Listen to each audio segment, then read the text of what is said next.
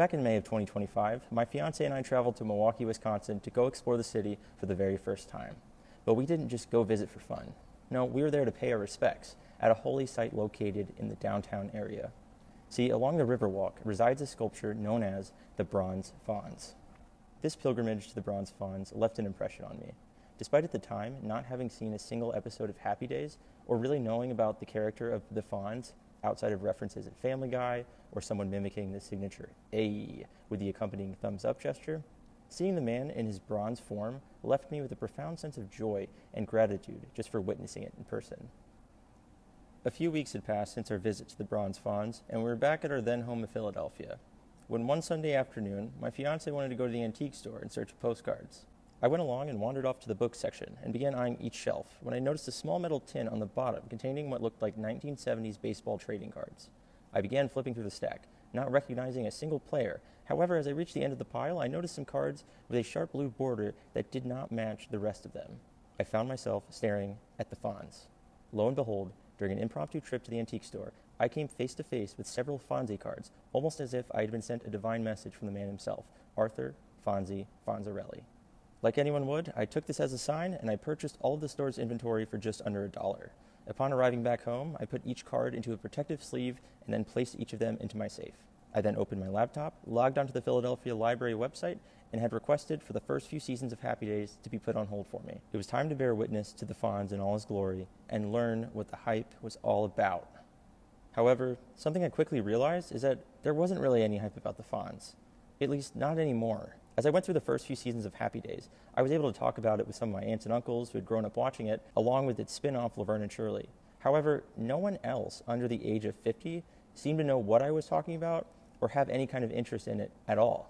I had stumbled into an almost lost segment of television history where the impact of the show seemed to supersede the actual show itself. Have people under the age of 50 seen Happy Days? Do they know who the Fonz is? I had to get some answers.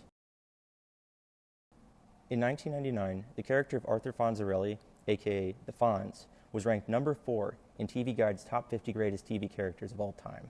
This was back when the Fonz was considered a symbol, an icon of television, as well as being an icon for the city of Milwaukee and the greater state of Wisconsin. In order to see if the Fonz was still hip with younger demographics, I had to see if he could stack up with some other Milwaukee and or Wisconsin legends. Using Google Docs, I created a fill-in-the-blank document with pictures of former quarterback of the Green Bay Packers, Aaron Rodgers, Milwaukee Bucks All-Star Giannis Antetokounmpo, and of course, Fonzie. I printed out a few copies and then set out to the Mayfair Mall in Wauwatosa to go test the knowledge of the youth. It didn't take long to find some volunteers to be surveyed. I handed out these papers and I asked for each of them to fill out the ones that they knew. The responses were shocking. 2 people had confused Giannis for Anthony Edwards. But that's besides the point. In terms of the Fonz section, one person wrote Tony Soprano, one person wrote Jeffrey Epstein, and the rest just left it blank. The following day, I began reaching out to some friends over text or call to see if they had ever seen Happy Days or even heard of the Fonz. Here were some of their responses. Have you seen Happy Days?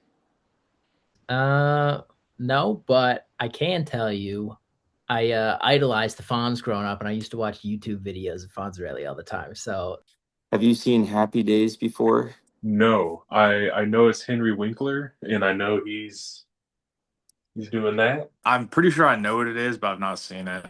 Is Happy Days a movie, or are you asking if I've had Happy Days?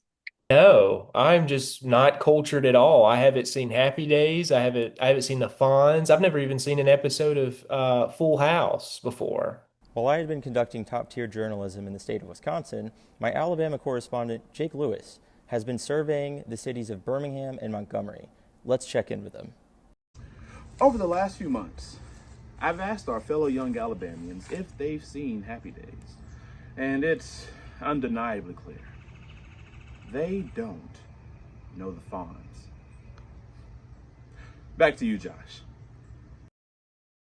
It seemed that my hypothesis was unfortunately true. Happy Days were certainly not ahead. People hardly even knew about the show, nonetheless who the character of the Fonz even was. Why was this exactly?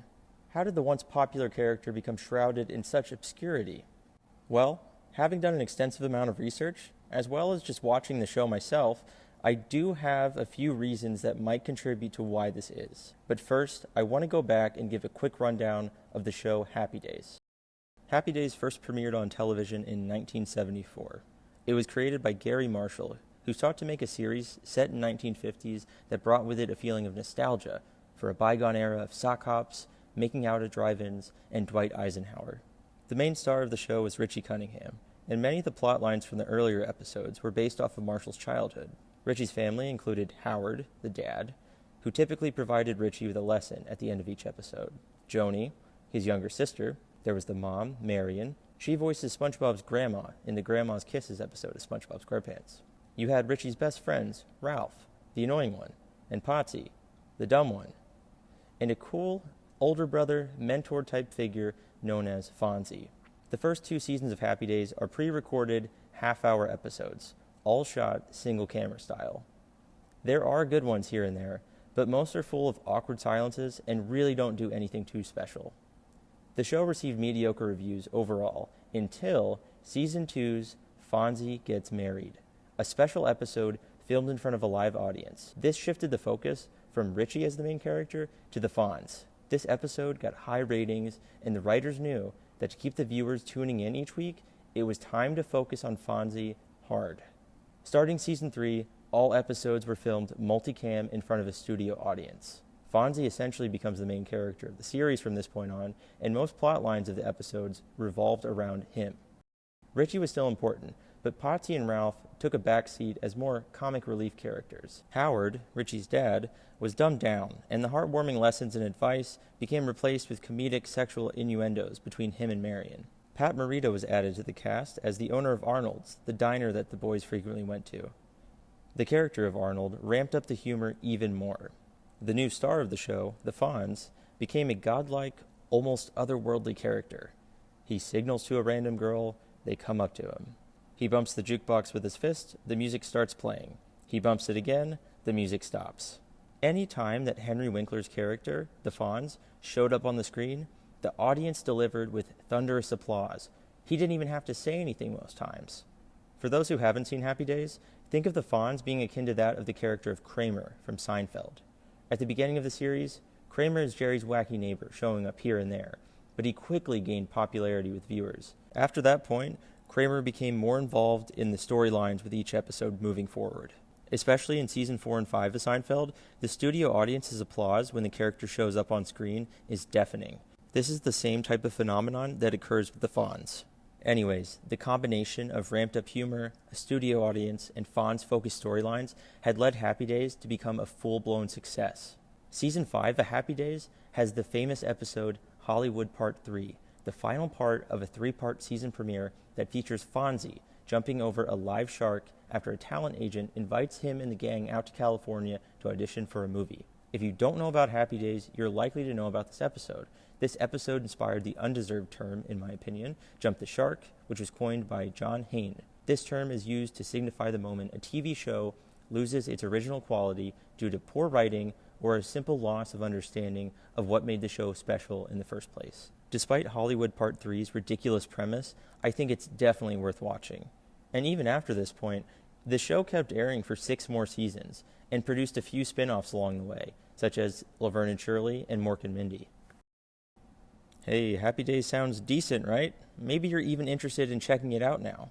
Should be easy enough to watch. Right? Wrong! After being acquired by Paramount from ABC, it was decided that Happy Days would not get a physical release in its entirety. Only 6 out of its 11 seasons would be released on DVD. There are 6 individual season sets and a packaged box set like this one. Some of the characters leave after Season 6, and the writing quality allegedly declines after this point, but it's really odd and unfortunate that if you wanted to watch the show, the whole thing, you don't have the option to do that. You can only watch Seasons 1 through 6. And good luck finding either of these at an in-person retailer. It's most likely not going to be available for sale there. I had to check out each season from the library, which the one that I went to in Philadelphia had 1 copy of Seasons 1 through 4 and 6. They were missing Season 5. You either have to be willing to buy the DVD set or be reliant on your local library to have it for rent. What about streaming? Well, according to Paramount, what about streaming? as of the date of this recording, January 2026, Happy Days can be watched on Paramount Plus or Amazon Prime only if you have the Paramount Plus add-on. This may sound not that bad. That is until you realize that the only season available to watch is Season 2. And the Season 2 that you can watch has a few episodes missing.